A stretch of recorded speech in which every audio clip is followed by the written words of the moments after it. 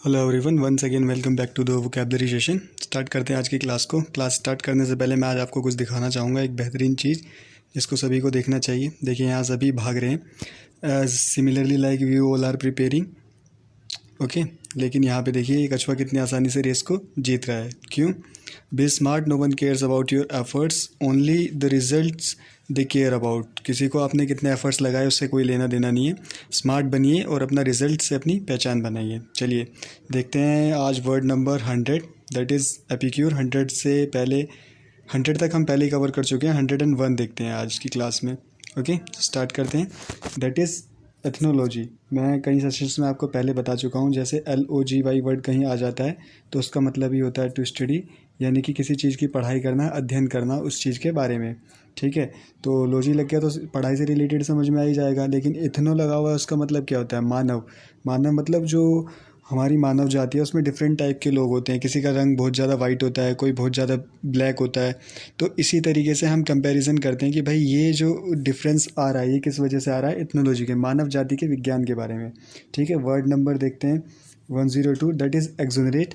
Exonerate का मतलब होता है बरी हो जाना। बरी होना मतलब आज़ाद होना। जैसे कि मैं एग्जाम्पल के थ्रू समझाता हूँ आपको।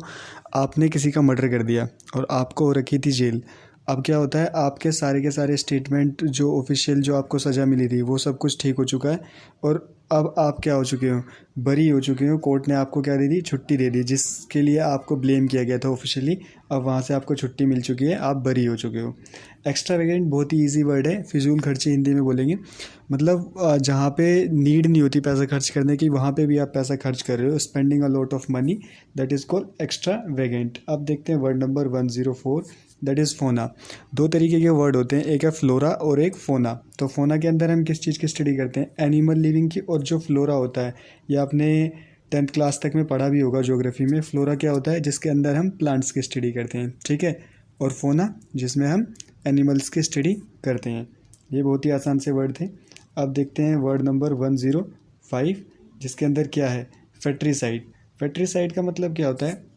जो ये वर्ड है ना, CIDE, साइड का मतलब होता है किसी को मार देना, किसी को किल कर देना। जैसे कि पेस्टिसाइड। पेस्टिसाइड किस लिए यूज़ करते हैं हम? जो कीड़े मकोड़े होते हैं उनको मारने के लिए। उसी तरीके से फैक्ट्री का मतलब क्या होता है? ब्रदर।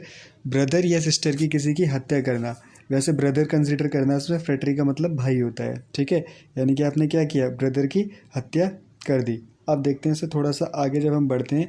ग्लटन, ये वर्ड मैं आपको कल की क्लास में भी पढ़ा चुका हूँ। वैसे ग्लटन और एपिक्यूर दोनों में थोड़ा सा डिफरेंस है। डिफरेंस क्या है वो देखते हैं। ग्लटन का मतलब होता है भुक्कड़, जिसको खाना खाना बहुत ही ज़्यादा पसंद हो। ठीक है, लेकिन कैसे मैनर में? एकदम ख़राब मैनर में, वो बहुत ही ज़्यादा खाता हो, मोटापा हो जाता है, उसको हम बोलते हैं ग्लटन। खाऊ यानी कि भुक्कड़ बोल सकते हो प्योर हिंदी में हम इसको। अब देखते हैं word number 107, that is hypochondriac. इसका मतलब होता है रोग भ्रमी। एक ऐसा व्यक्ति जो कि अच्छे तरीके से फिट है, एकदम अच्छा खासा, बहुत बढ़िया तरीके से फिट है, लेकिन उसके मन में एक भ्रांति हो जाती है, मन में एक भ्रम रहता है कि क्या, कि भाई मैं तो बीमार हो रखा हूँ, मेरे को हेल्थ से रिलेटेड सिकनेस है, जबकि वो बीमार नहीं है। That is only illusion. ठीक है, तो रोग भ्रमी, जिसको भ्रम हो जाता है। अब इसी से रिलेटेड एकदम सेम सा वर्ड ही है, हाइपोक्राइट। हाइपोक्राइट का मतलब होता है पाखंडी। जैसे साधुओं से रिलेट कर सकते हो आप, या किसी से भी रिलेट कर सकते हो जो पाखंड, ढोंग वगैरह करते हैं, है ना, उसको हम बोलते हैं हाइपोक्रेट पर्सन। दिखावा करते हैं जो लोग कि हमारे पास भाई नैतिकता है, ज्ञान है, और रियलिटी में उनके पास कुछ नहीं होता है। That is हाइपोक्राइट। हाइपोक्राइट और हाइपोक्रेसी दोनों सेम ही वर्ड है।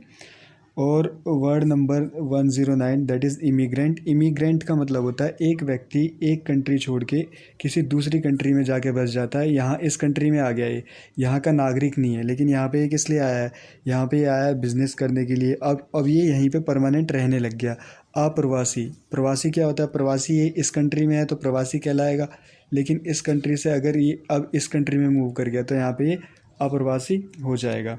Word number 1010, that is inaudible.